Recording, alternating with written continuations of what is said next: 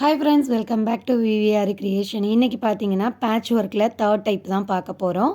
இதுக்கு முன்னாடி ஒரு டைப் பார்த்துருந்தோம். சேம் அதே மாதிரி தான். இது வந்து நான் ரவுண்ட் சர்க்கிளில் வந்து கட் பண்ணி எடுத்திருக்கேன். இது வந்து பார்த்தீங்கன்னா நான் வந்து சால்ட்ரிங் மிஷின் வச்சு கட் பண்ணியிருக்கேன். இது வந்து நம்ம சாட்டின் கிளாத் இருக்கு இல்லைங்களா, ஸோ சாட்டின் கிளாத் தான் நான் எடுத்திருக்கேன். இதுக்கு பதிலாக நீங்கள் நார்மல் கிளாத் கூட எடுத்துக்கலாம், இல்லை ப்ளவுஸோட கிளாத்தையும் நீங்கள் எடுத்துக்கலாம். நான் என்ன பண்ணியிருக்கேன்னா சென்டரில் ஒரு ரவுண்டு வந்து ஜஸ்ட்டு வந்து உங்களுக்கு இதை நான் வச்சு காமிக்கிறேன். இப்போ வந்து பார்த்தீங்கன்னா சாட்டின் கிளாத்தை பொறுத்த அளவுக்கு ஒரு சைடு ஷைனிங்காகவும் ஒரு சைடு வந்து டல்லாகவும் இருக்கும். ஸோ நம்ம ஷைனிங்காக இருக்கிறத வந்து பார்த்தீங்கன்னா கிளாத்தோடு ஒட்டி இருக்க மாதிரி வைக்கணும். ஏன் அப்படின்னா நம்ம சைடில் ஸ்டிச் பண்ணி கொண்டு வரப்போ அந்த ஷைனிங் பக்கம் தான் நமக்கு முன்னாடி வரும். இப்போ வந்து பார்த்திங்கன்னா ஜஸ்ட்டு நான் வந்து ரவுண்ட் போட்டுக்கிறதுக்காக இந்த மாதிரி ஒரு எம்டிஎஃப் வந்து நான் எடுத்திருக்கேன். இதான் வேணுமா ரவுண்ட் போடுறதுக்குன்னா தேவையே இல்லைங்க.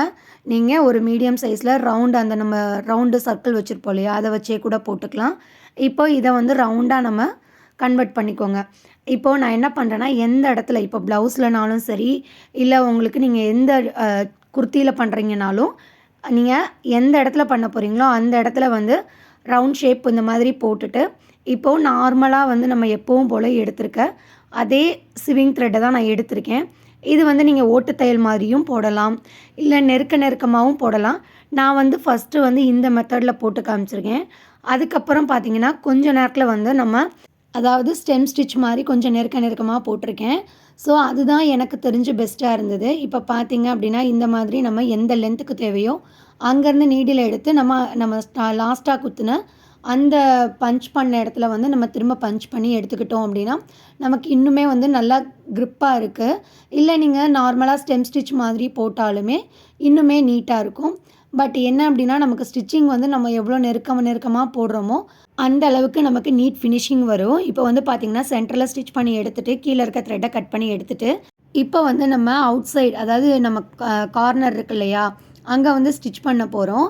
இதில் ஒரே ஒரு விஷயம் நல்லா நோட் பண்ணிக்கோங்க. நம்ம நாட் போட்டது வந்து வெளி சைடில் இருக்கக்கூடாது, உள் சைடில் இருக்க மாதிரி, அதாவது அந்த சொரசொரப்பான பக்கம் இருக்கு இல்லையா, அந்த சைடு இருக்க மாதிரி பார்த்துக்கோங்க. அப்போ தான் நமக்கு வந்து அந்த நாட் வந்து வெளியில் தெரியாது.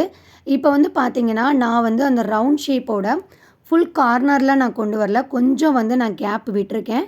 அதே மாதிரி நான் சால்ட்ரிங் மிஷின் யூஸ் பண்ணதுனால நான் வந்து பர்ன் பண்ணலை. நீங்கள் வந்து கட் பண்ணி எடுத்திங்கன்னா கண்டிப்பாக வந்து சுற்றி வந்து பர்ன் பண்ணி எடுத்துக்கோங்க. அப்போ தான் வந்து த்ரெட்டு பிரியாமல் வரும். இப்போ வந்து பார்த்திங்கனாவே தெரியும், நான் வந்து ஜஸ்ட்டு வந்து ஸ்பீடாக காமிச்சிருக்கேன். இது வந்து நம்ம ரன்னிங் ஸ்டிச் மாதிரி தான் போட்டிருக்கோம். இதுக்கு முன்னாடிலாம் ஃப்ளவர் மேக் பண்ணோம் இல்லையா, அதே மாதிரி தான். பட் நான் கார்னரில் பண்ணாமல் கொஞ்சம் கேப் விட்டு பண்ணியிருக்கேன். ஓகேங்களா? ஸோ இந்த மாதிரி நம்ம ஃபைனலாக லாஸ்ட் வரைக்கும் ஸ்டிச் பண்ணி எடுத்துகிட்டு நம்ம ஸ்டார்டிங்கில் போட்டோம் இல்லைங்களா அந்த எண் நாட்டு, அது வந்து கொஞ்சம் வெளியில் இருக்க மாதிரி எடுத்துகிட்டு இப்போது இந்த மாதிரி நம்ம லாஸ்ட் வரைக்கும் ஸ்டிச் பண்ணால் தான் நமக்கு வந்து அது ஒரு மடிப்பு மாதிரி வரும். நம்ம ஸ்டிச் பண்ணி முடித்ததுக்கப்புறம் அதை சுருக்கி வர்றப்போ இப்போ வந்து பார்த்திங்கன்னா நான் எப்பவும் போல் நம்ம பண்ணுவோம் இல்லையா ஃப்ளவர், அந்த மாதிரி தான் இந்த மாதிரி நம்ம சுருக்கி கொண்டு வந்துட்டு நார்மலாக நம்ம ஸ்டார்டிங்கில் போடுறப்போ 2 பக்கமும் சேர்த்து நல்லா ஒரு 2 முடிச்சு மாதிரி போட்டுக்கோங்க. நல்லா டைட்டாக முடிச்சு போட்டதுக்கப்புறம் இப்போது நீங்கள் என்ன பண்ணுறீங்கன்னா சென்டரில் இருக்க இடத்துல வந்து லைட்டாக வந்து நம்ம ஒரு சைடில் நீடில் விட்டு ஆப்போசிட் சைடில் வந்து நீடில் எடுத்து நம்ம ஒரு த்ரெட்டை ஒரு சுற்றி இந்த மாதிரி நீங்கள் 2 டைம் நாட் போட்டு எடுத்துகிட்டு ஒரு சைடில் இருக்க எக்ஸஸாக இருக்க த்ரெட்டை வந்து கட் பண்ணி எடுத்துகிட்டு இப்போ என்ன பண்ணுறீங்கன்னா நீடில் வந்து கீழே இன்சர்ட் பண்ணி நல்லா டைட் பண்ணிக்கோங்க. இப்போ தான் வந்து பார்த்தீங்க அப்படின்னா நமக்கு வந்து க்ரிப்பாக இருக்கும். அதே மாதிரி இன்னொரு விஷயம், நீங்கள் கிளாத்தோட கலர் ப்ளஸ் ப்ளவுஸோட கலருக்கு மேட்ச் ஆகிற மாதிரி த்ரெட்டை எடுத்துக்கோங்க. அப்போ தான் வந்து பார்த்தீங்க அப்படின்னா உங்களுக்கு கரெக்டாக இருக்கும். இல்லைனா சைடில் தெரிகிற மாதிரி அந்த த்ரெட்டு கலர் தெரியும்.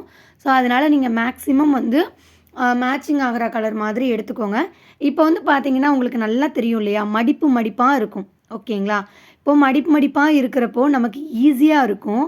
அதே மாதிரி பார்த்தீங்கன்னா நீட் லுக்காக இருக்கும். அதுக்காக தான் சொன்னேன், நம்ம உள்ளே போடுற அந்த ரவுண்டுக்கு போட்டிருந்தோம் இல்லையா ஸ்டிச்சிங்கு, அது மட்டும் கொஞ்சம் நீட்டாக பார்த்து போடுங்க அப்படின்னு.